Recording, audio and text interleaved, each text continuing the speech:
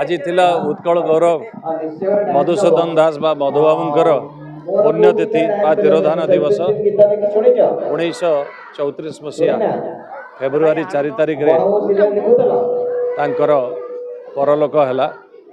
मधुबाबू होउचंदी उत्कल जातीयतार प्रतीक, स्वाभिमान प्रतीक, उत्कल अस्मितार वार्ताबह एवं सबुठारु बड़ तांकर अवदान होउची से स्वतंत्र उत्कल प्रदेश गठन करिवारे तांकर गोटाए प्रभुत भूमिका थिला, निर्णायक भूमिका थिला।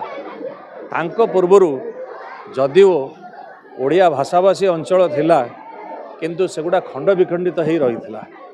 मधुबाबू ओडिशार एकत्रीकरण कले एवं स्वतंत्र उत्कल प्रदेश गठन रे तांकर ही भूमिका थिला।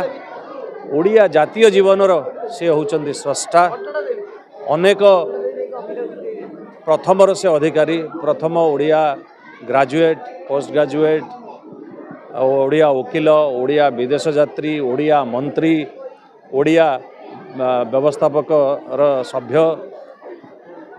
किंतु मते जहाँ लगे जे ओडिया मानक भितरे जो स्वाभिमान, जो जातीयता तार मंत्र मधुबाबू ही देइथिले।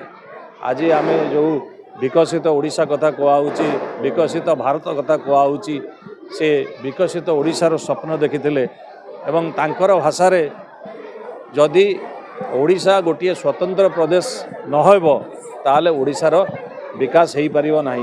जो से कांग्रेस रु दूरे जाइथिले। तांकर मत थिला प्रथमे ओडिशा तापरे होची भारत। जा हो सतनापुर पीठ होची गोटे पवित्र पीठ। मोर गाँटा भी यही पाखे यही को मो अनेक थर आसी। मोर चिंता एवं चेतनारे मधुबाबू होउचंदी गोटाए दिगबारिणी सदृश। सबुबले से मते प्रभावित करचंती। तांकरी पाखरु मु शिखिची जे स्वाभिमान जिनसटा कौन। बहुत आज खुशी लगिला।